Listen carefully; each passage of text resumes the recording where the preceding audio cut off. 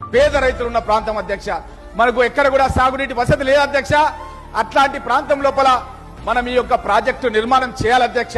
Kondurgu Parigi Lakshmidevipalli project నిర్మాణం చేస్తే అధ్యక్ష మన ప్రాంతానికి మనం రిలయబుల్ వాటర్ సప్లై చేయగలుగుతాం అధ్యక్ష. ఎందుకంటే గోదావరి నుంచి మనకు అష్యూట్ వాటర్ ఉంది అధ్యక్ష. మనకు అక్కడ నుంచి నీళ్లు తీసుకునే అవకాశం ఉంది అధ్యక్ష.